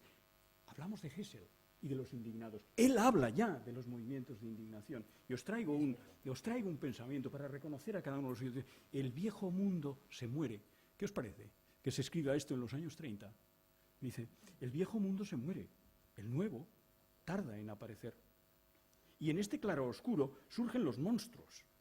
Instrúyanse, porque tendremos necesidad de toda vuestra inteligencia. Agítense, porque tendremos necesidad de todo vuestro entusiasmo. Organícense, porque tendremos necesidad de toda vuestra fuerza. Y desde ese pensamiento de no aceptar lo que hoy es, me inicio en la parte de la pregunta y de la reflexión, porque veo en el libro desde el año 2007, está escrito todavía un artículo recientemente, en las que se habla de la República y se dice la restauración borbónica de 1978 es casi un calco de aquella otra restauración que muñó Cánovas. Benefició a los poderes oligárquicos y tuvo como pináculo Alfonso XII.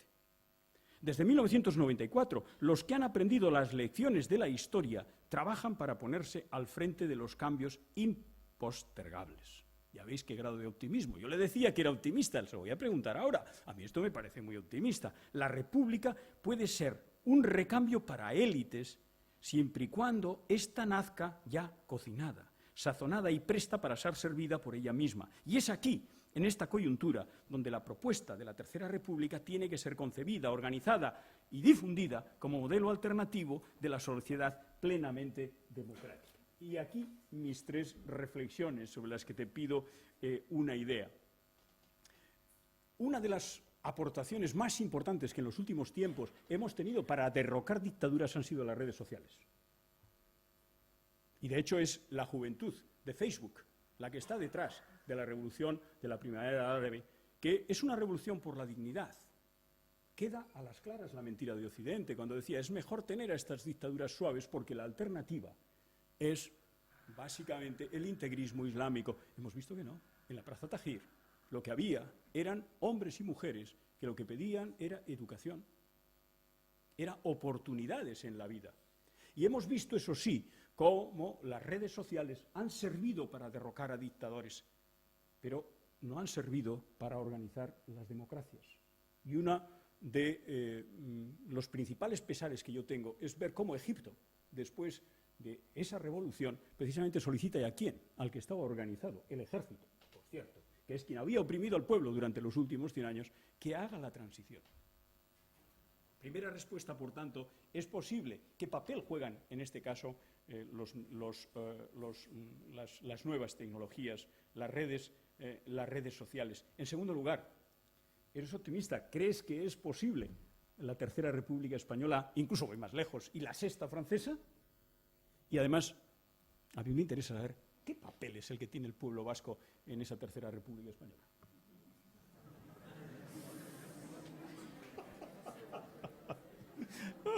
¿A qué hora se cierra esto?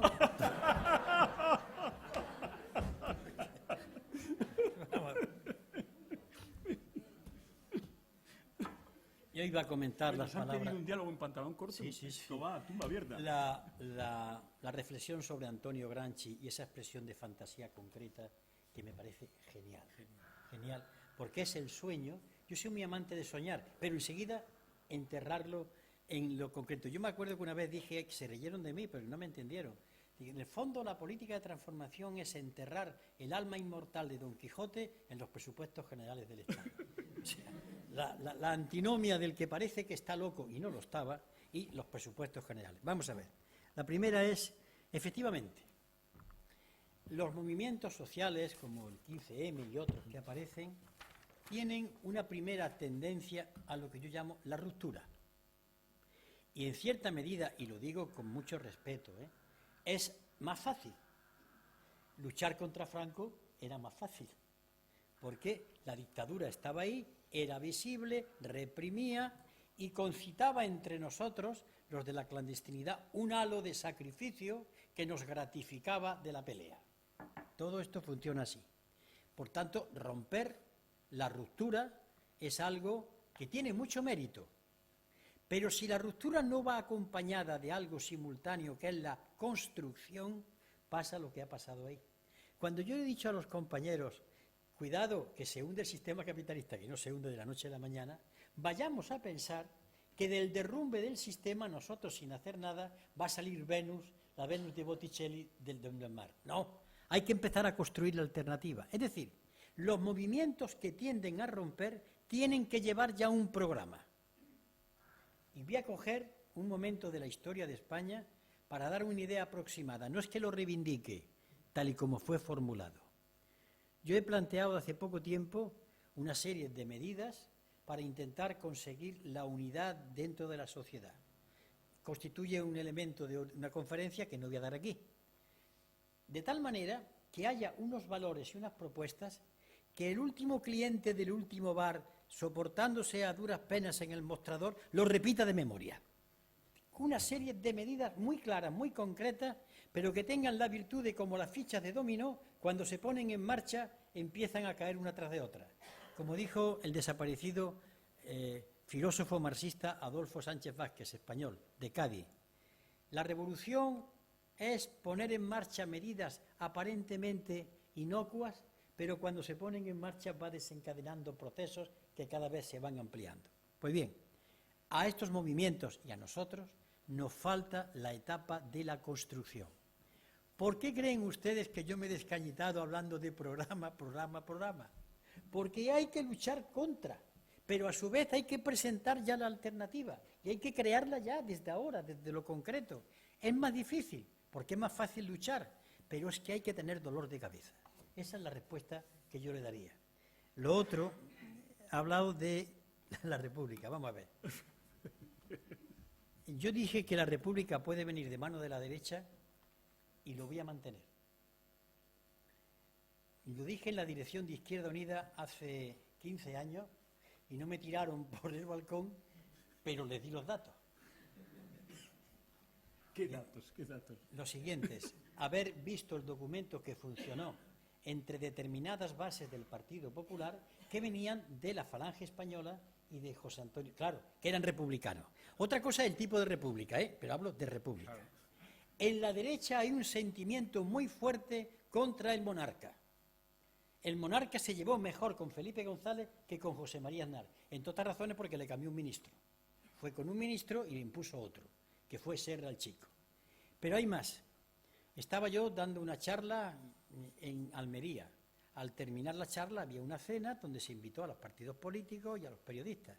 Y en un momento determinado el alcalde del PP se levanta y dice: nosotros, los del Partido Popular, que somos republicanos, atención que estamos en los medios, hombre, no estamos de acuerdo con la República de Choñita, hombre, faltaría más, pero somos republicanos. ¿Qué ocurre? Lo están viendo ustedes. La monarquía se está desgastando rapidísimamente. Si se llega a perpetrar, y no sé otra palabra en castellano que mejor pueda indicar, el pacto de Urdangarín, pagando una parte de lo que ha robado para exonerarse de la cárcel, que es increíble, la monarquía va a seguir bajando. Y para que todo se mantenga, es preciso que algo cambie. Y ya pasó en el año 94, Juan José. En el año 94 se habló de una conjura republicana. Una conjura republicana contra el monarca. Pero si está aquí la reina Sofía, si está aquí el ABC. ¿Qué pasó en el año 94? Pues que metieron en el trullo a unos señores llamados, de la Rosa, llamado después Mario Conde, Manolo Prado Colón de Carvajal, y la figura del monarca se había afectado. Y entonces recurrieron a lo siguiente: que abdique, porque es la mejor manera de que la monarquía continúe. Ha muerto el rey, viva el rey. Es la filosofía de eso. Claro, es de prever que pudiera ocurrir, sobre todo en esta situación que está dando. Porque el monarca, del cual habría que hablar mucho, pero tampoco hay que gastar mucho tiempo, el monarca en estos momentos puede sentirse impelido a abdicar, habrán que insistirle mucho, pero el joven heredero no se siente con el respaldo suficiente más allá de los adoradores palatinos y de algunas editoriales. Por eso lo planteaba. Pero claro, ese tipo de república que venga así, a mí no me gusta, pero lo advierto. Y ha hablado de la Tercera República, el pueblo vasco. Cuando yo venía por ahí, le he dicho a Juan José que el libro que, a ver si los editores y yo lo conseguimos, bueno, yo que tengo que escribirlo, y yo editarlo, conseguimos, se va a llamar Conversaciones sobre la Tercera República. Y yo planteo la Tercera República hispánica. ¿Por qué digo hispánica? Porque yo sé, y como soy político y soy consciente y soy aficionado a la historia, sé de los conflictos que hay. Y somos Hispania, desde los Pirineos para abajo. No crea ningún problema. Pero además, donde el pueblo vasco se sienta reconocido, como me decía, hay un periodista que era partidario de la independencia y lo entendí. Es que yo quiero ser español, pero que hablo vasco. Y lo entendí perfectamente.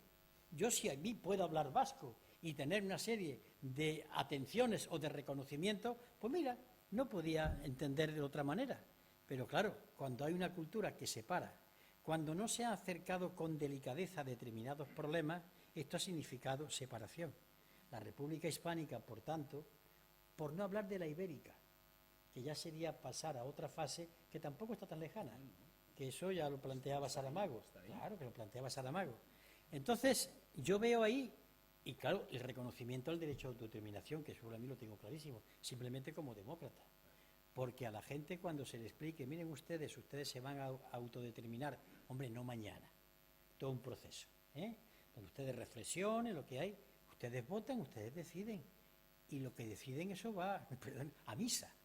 Porque hay dos ideas de la nación, una podríamos decir muy alemana, que es el espacio vital, el Lebensraum, el espíritu del pueblo, la lengua, etcétera, etcétera, y otra que es la visión francesa, la voluntad del soberano, que es el pueblo, punto. Cuando el pueblo ha votado, mire usted, esto es lo que hay, se ha equivocado, bueno, pues claro que se aguante, ya rectificará, porque esa decisión es la que vale, a esa me aferro yo. Entonces, en la propuesta de república va la consideración incluso del nombre de la Tercera República Hispánica, federal, por supuesto, y allí abordaré los problemas específicos de Cataluña y Euskadi, que no son lo mismo, Y su problema hipotético de Galicia y otro problema que está por ahí runruneando. Don Adolfo Suárez, cuando dijo café para todos, la lió, pero bien liada.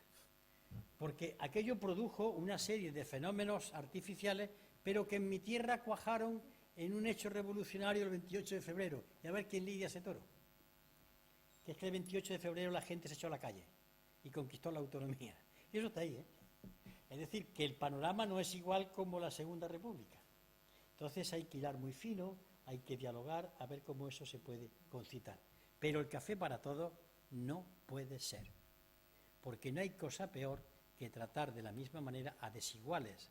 Y cuando digo desiguales no estoy hablando de mayor riqueza, hablo de historia, hablo de lengua, hablo de cultura, hablo de voluntad, hablo de identidad nacional o como ustedes quieran. Y eso es una tarea que hay que coger con mucho cuidado y mucho respeto. Bueno, como Julio me está mirando con una cara desafiante, haré la última reflexión y la finalización para dar la palabra a Julio. Seré breve. A Julio primero, ¿no? De la tercera y después Julio I, que no es un monarca. Julio III, Julio de la monarca tercera, republicano. Y me voy a referir a la cultura. Julio termina el libro de manera claramente intencionada. Estas cosas no son casualidad. Hablando de Saramago y de una conferencia que tiene él con Saramago, y la inicia con su intervención en la muerte de Dolores, pasionaria. Y yo quiero también terminar mi reflexión, esta parte de compañero, de amigo, de acompañante, sencillo de un buen amigo como es Julio, reivindicando la cultura. En su intervención con Saramago en el año 99, Julio reivindicaba la cultura, estoy al 100% de acuerdo con él, reivindicaba la cultura que viene de cultivo, cultivarse, hacerse ser humano cada día más. Añade, un hombre culto es un hombre que mira al mundo con mirada independiente y libre. Ser culto es la única manera de ser rebelde. Y en un mundo en el que nos hemos convertido en consumidores soldado, en el que, por tanto, cuando no tenemos nada aquí en la cartera, no tenemos nada aquí en la cabeza, en un mundo que persigue precisamente a la persona resignada, como dice Julio, la rebeldía es el grito de la inteligencia. Yo estoy preocupado con lo que está pasando con las culturas en el mundo. Todo el mundo nos vemos afectados por las crisis económicas porque tenemos afectado nuestro bolsillo. Marie Roulette, un prestigioso lingüista de la Universidad de Stanford, que trabaja en su instituto de California, que trabaja en su Instituto de Innovación Social, dice que de las 1000 culturas, lenguas, pueblos que existen hoy en el mundo, apenas van a quedar 500 para final del mismo. Esto no es una lectura optimista en relación con tu artículo, pero no es verdad que nos está pasando absolutamente desapercibido, que detrás de gran parte de las crisis que tenemos una crisis ética, una crisis de valores, en las que la liquidación de las culturas propias está detrás también del proyecto que se está construyendo. Y termino, Julio, parafraseándote. Primero, os voy a decir algo importante tenía Julio que hacer en Euskadi, lo hemos visto, ¿verdad?, para desaparecer de su Córdoba natal en este mes de mayo de las flores y los patios. Que, por cierto, y la reja y los balcones. Increíble, increíble. También escribes mucho de los patios de Córdoba. Él se refiere a Dolores. Yo lo voy a hacer con Julio. Julio, mira a tu alrededor. ¿Sientes este manto humano que te envuelve?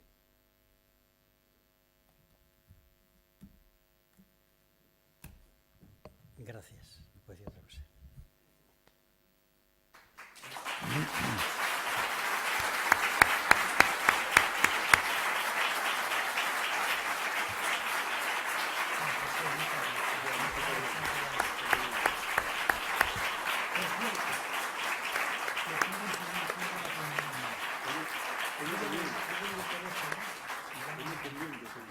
En principio, habíamos acudido aquí para presentar un libro. Yo creo que lo que se ha presentado en 1 hora y 20 minutos, de momento, es una cosmogonía, es una presentación sobre la vida.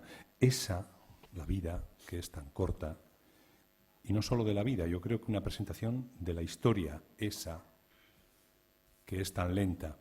Y bueno, yo me he subido aquí para animaros a hacer unas cuantas preguntas e intentar moderarlas. Así que os pido que vayáis levantando manos y vamos a hacer algunas preguntas si os parece bien. Ahí hay una primera mano, vamos con ella, alza la voz y os pido, si os ruego, espero vuestra comprensión, un poco de brevedad.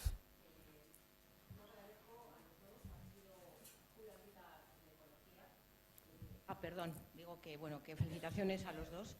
A Julio Anguita le conocía más, a Juan José le conocía de otra manera. Me ha descubierto otro tipo de Juan José y estoy muy satisfecha, lo digo sinceramente. Bueno, yo pertenezco a la generación del siglo pasado y habéis tocado tres hitos. Los derechos humanos, que son del 48, de 1948, donde la época en que yo nací, el año que yo nací. Luego habéis hablado de los años 70, la utopía de que el hambre, las enfermedades se iban a erradicar. Y luego hemos terminado, es decir, con las redes sociales, los movimientos en el norte de África y el 15M, cuyo aniversario se produce dentro de una semana. Va a haber movilizaciones a nivel, creo que internacional, reivindicando precisamente la indignación y la rebeldía y, en cierto modo, la utopía que se recogen en la Declaración de los Derechos Humanos, se recoge en los años 70 y, desgraciadamente, ha muerto con la tiranía de los mercados del siglo XXI. Entonces, yo quiero ser esperanzadora y preguntaros de cómo se puede, de alguna manera, volver a esa utopía de recuperar la palabra, la democracia, la participación, en una economía que está globalizada, cuando el Estado-nación no pinta nada, cuando el Estado español no pinta nada, cuando el País Vasco pues tampoco pinta nada, cuando son los mercados financieros los que, que decir, ya ni hay Unión Europea, ya el Parlamento Europeo prácticamente no pinta nada tampoco, y es un directorio formado por Merkel y Sarkozy que representan a los grandes bancos de inversión, a ese capitalismo global financiero de pura especulación que ha dado por tierra el keynesianismo, que era un producto del capitalismo, de la crisis de 1929, de la Gran Depresión, que ha tirado por tierra ese capitalismo de rostro humano llamado renano del estado del bienestar, por el cual el Estado, de alguna manera, es decir, equilibraba las ganancias del capital y la distribuía a través de lo que llamamos el estado del bienestar. Me estoy enrollando mucho, todo eso ha ido al carajo, en palabras coloquiales y textuales. Entonces, ¿cómo podemos hacer frente con la izquierda que tenemos, con las fuerzas sociales que tenemos, y estoy hablando a nivel global, cómo podemos saber qué aspiración, qué aliento, qué esperanza se da y sacamos de aquí para poder vencer a eso que está en la zona de Europa, que ha pasado en Latinoamérica con el Fondo Monetario Internacional, que pasó con los tigres asiáticos y que ahora está en el primer mundo? Entonces, ¿hay esperanzas? Hay 2 preguntas más. Y perdón por extenderme. Muchas gracias por hacer la pregunta. Hay 2 preguntas. Aquí en la tercera fila, una, por favor. Y luego, me parece que es Antón Lafont, no sé. Sí, ¿no? Antón Lafont. Será la tercera pregunta. Hacéis las 3 y contestan. Sí, te pasa el micrófono. Yo también soy del siglo pasado, del 2 años he vivido... Acércate pues, el micrófono, os por favor. podéis imaginar, ¿no? Soy de Miranda de Ebro, fui a Madrid, viví el 1001, en fin, os lo podéis imaginar. Siempre he vivido la utopía como una creencia que daba razón a una esperanza. Y así la he vivido. En estos momentos es verdad que todo lo que nos rodea nos desesperanza, porque es puro interés. Yo creo que mi propia rebeldía me hace pensar que hay que seguir adelante con esa esperanza. A veces, porque para mí vivir esa esperanza es seguir creyendo en esa utopía. Lo que ocurre es que a veces lo que oyes, lo que ves, pues no hace juego con ese mobiliario y decaes. Y decaes. A mí lo que me sirve es tomarme la vida en serio. Y tomándome la vida en serio, sabiendo que lo que quiero es un mundo nuevo y que tengo que empezar a hacer algo, construir algo, porque el otro se está muriendo. Yo creo que desde ahí, desde ese compromiso, es desde donde puedo seguir viviendo la utopía como una esperanza. Y claro, si hay algún otro vestigio de donde yo me pueda iluminar, mil gracias, porque igual este no es suficiente. Vamos con la tercera pregunta, Sean. Sí, ya que cada uno ha dicho de qué siglo era, yo soy casi del siglo anterior al pasado. Bueno, hablando de utopía, yo creo que se han estado definiendo como difícil de alcanzar las utopías del sistema en que estamos. Cada sistema tiene su colección de utopías. Y hay algunos elementos que parecen utopía en este sistema, pero que en otro sistema no serían utopía. Así que pasamos nuestro tiempo en el mismo sistema buscando esas utopías o buscamos un nuevo contrato social, buscamos una nueva utopía. Yo creo que la crisis, igual le debemos a la crisis el que por obligación, más por ética de responsabilidad que por ética de convicción, como dice Weber, tendremos que abordar una nueva fase. Y esa nueva fase que no sea la del atajo económico, como decía el Lehendakari. Me gusta la expresión, el atajo económico. En cuanto, rápidamente, sobre la tercera república tan generosa en el Estado español, la considero de gran generosidad, pero quizá preferimos la de la soberanía en Euskal Herria. Sí, primero para agradecerte. ¿Cómo te llamas? Que se me ha ido, no sé si me has dicho el nombre. ¿Cómo te llamas? ¿Cómo te llamas? Rosa. Gracias por tus palabras, simplemente. Y, en segundo lugar, para levantarnos cada día de la cama es, con mucho, el acto más difícil que hacemos. Si no tenemos proyectos por los que luchar, no nos levantamos ese día y probablemente el día siguiente tampoco. No se regala nada. En euskera hay un dicho precioso que dice que oparis elikatzen den maitasuna beti gose. En definitiva, que el amor que se alimenta de regalos está siempre hambriento. ¿De acuerdo?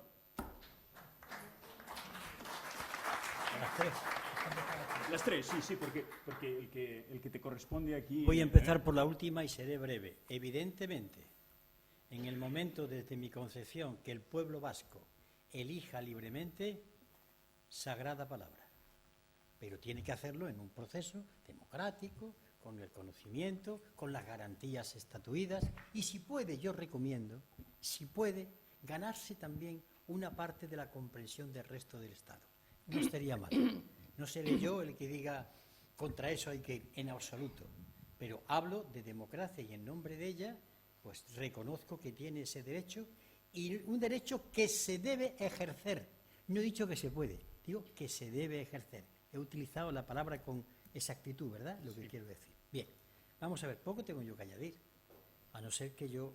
Vamos a ver, si vale un poco mi experiencia personal. Yo soy miembro de 2 colectivos. Estoy en el Partido Comunista de España y estoy en Izquierda Unida. Independientemente de mis visiones coincidentes o no coincidentes con la política en cada momento, yo estoy permanentemente en pie de combate. En mi entorno no tolero, sin comentar, que haya algo que yo considero que va a favor de la resignación. Considero que mi combate está con el compañero que estoy tomando una copa con él, con el que juego al dominó, en mi propia casa y en otros lugares. Esto es muy duro, pero no me permite el descanso. Es así. Tengo que luchar permanentemente por esto a niveles personales. Y debo buscar en los demás y con los demás una serie de conexiones para empezar a hacer cosas, si quieren ustedes, muy sencillas, muy primarias, pero así se empieza. El colectivo Prometeo se formó en Córdoba para intentar debatir. Pertenezco a Socialismo 21, pertenezco a las mesas de convergencia, pertenezco a todo aquello que yo pueda aportar o recibir también algo en este sentido. Ese es el combate personal. Y dentro de las organizaciones en las que milito, tengo que reconocer que yo escribo libremente en Mundo Obrero y digo cosas que a veces no gustan, pero me las publican. Nunca he tenido censura. Esto es lo que yo reivindico, mi lucha personal y mi lucha diaria. Claro, yo sé que esto es muy duro, compañera y compañera. Esto es durísimo, porque la soledad nos amenaza cada día, porque incluso a los más cercanos, en el afecto, pues son vulnerables a las presiones, son vulnerables a la cultura que nos rodea. Y a veces hay que hacer esfuerzos duros. Y no hay recompensa. Nadie te va a decir, te voy a dar una medalla. No tienen más recompensa que el sentirte que has cumplido con tu deber. En estos momentos, yo no sé, después, militar, estar en una organización, ayudar a trabajar, y allí donde estés, con el ejemplo, sé el mejor difusor de tus ideas. Que el ejemplo hable por ti. Me diréis, algunos y algunas, que estoy hablando como un cristiano primitivo. Sí. Sí. Los cristianos utilizan algo que se llama dar testimonio, y yo le llamo dar ejemplo. ¿Coincidimos? El lenguaje que he dado sobre el cristianismo ya me entienden ustedes. Somos de la misma cultura. Estemos o no estemos, yo ya no soy creyente. Y del mismo siglo. Claro. Y Menos Sancho. El dar testimonio, esto es la aportación personal que uno puede hacer. Pero si en esa aportación personal no hay ninguna transformación. Les pondré un ejemplo de mi tierra. En mi tierra hay un dicho, dice, llueve más que cuando enterraron a Bigotes. Bigotes era Fermín Salvochea. Era el que iba de cortijo en cortijo, hablando con los jornaleros, hablándole de la idea.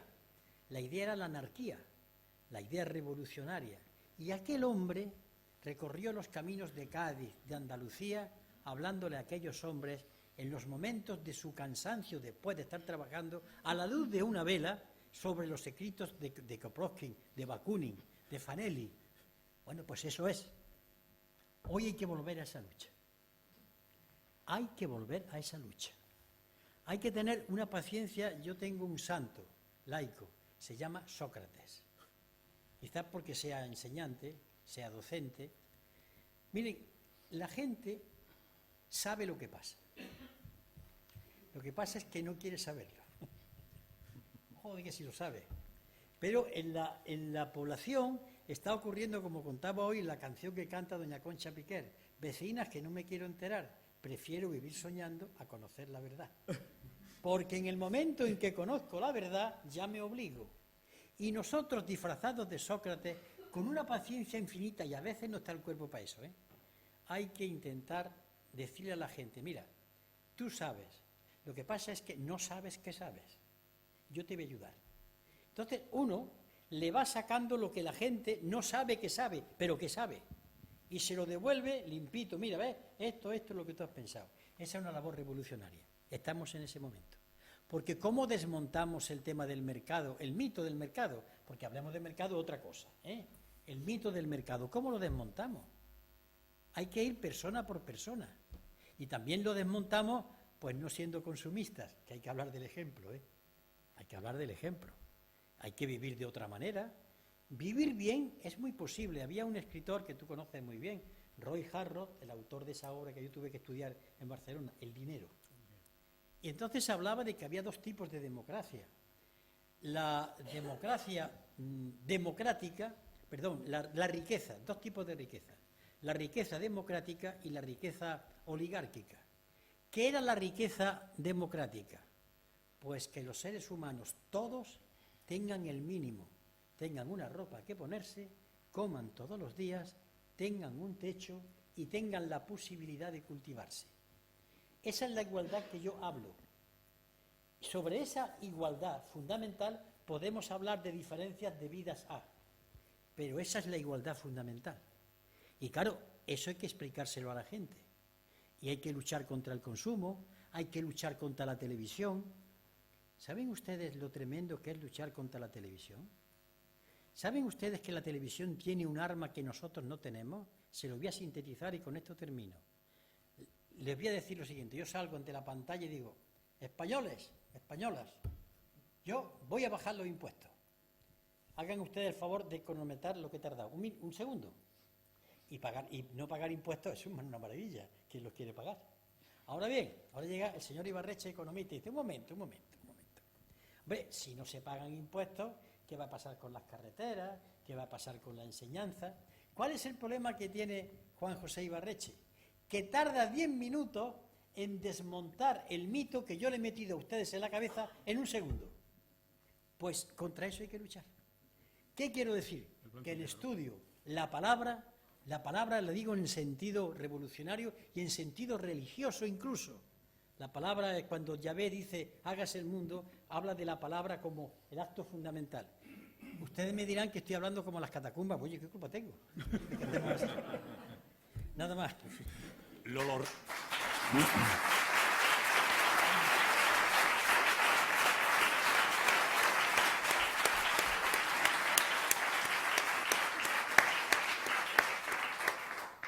Lolo Rico, zurea da hitza.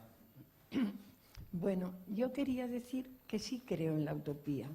Creo en la utopía porque ha sido una de las razones de vivir y quiero seguir viviendo. Porque es una posibilidad, una hermosa posibilidad. Sin embargo, seré muy dura. No creo en la esperanza, no quiero creer en la esperanza.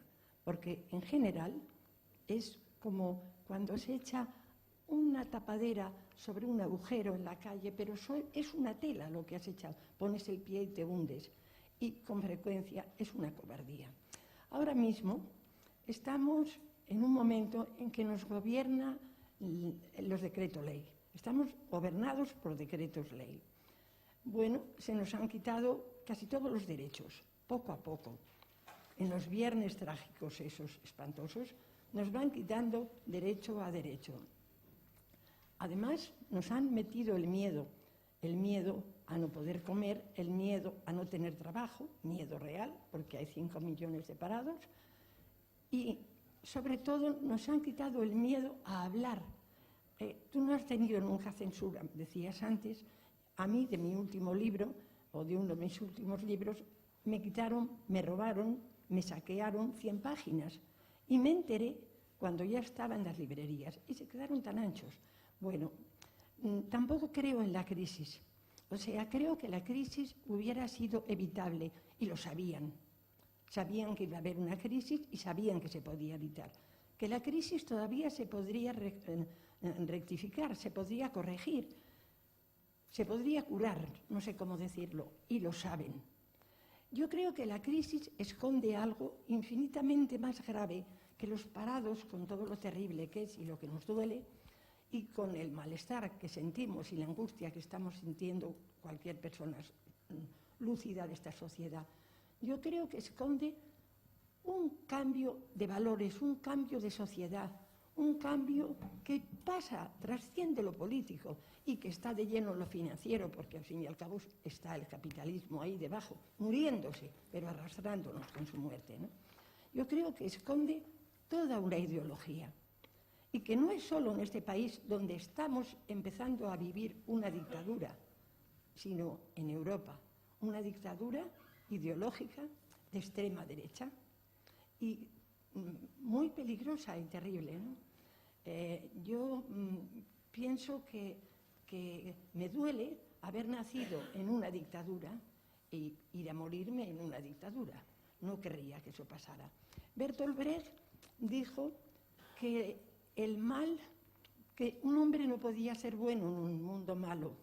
Sin embargo, alguien, no me acuerdo quién, otro escritor famoso, refiriéndose a Hitler, dijo que el mal solo lo puede combatir el bien. Cuando el bien quiere combatir al mal, el mal se acaba, o le vences, o es una batalla por lo menos de igual a igual, en la que no estamos ya vencidos de antemano. Ahí sí creo en la esperanza, en luchar. Ahí sí creo más todavía en la utopía. Pero la paciencia está muy bien, Julio, está muy bien, pero creo que nos corre prisa luchar, que nos corre prisa movernos, que nos corre prisa sobre todo unirnos y trabajar para vencer ese mal. Y eso es lo que quería decir. Lamento si he desanimado a los que estáis aquí. Solo he dicho lo que pienso. Sí, hay otra pregunta allí, si os parece. Una pregunta, una intervención. Sí, bueno, no, pero allí hay una intervención o una pregunta Bueno, de alguien que quizás sea sí, generación. yo me imagino que seré el más joven o de las más jóvenes que estoy aquí. Quizá, no sé, no me haga falta el micro, pero ahora me oiréis. El tema es el siguiente. O sea, yo estoy completamente de acuerdo con lo que ha dicho... ¿Cómo, perdón? Lolo. Vale, Lolo Rico. Vale, como ha dicho Lolo, estoy completamente de acuerdo con lo de respecto a la utopía y que no tenemos que perder ese referente. Yo por lo menos quiero no perderlo. Soy el delegado de mi clase de la Universidad de Ingeniería y estáis diciendo que los jóvenes tenemos que estudiar y es muy importante eso. Pero creo que también es entendible que para los jóvenes es muy frustrante el que se nos pida que nos eduquemos al 100%, que no perdamos el interés en estudiar. Yo no lo he perdido, espero no perderlo. Estoy estudiando ingeniería, pero quiero estudiar muchas más otras cosas, no perder el interés.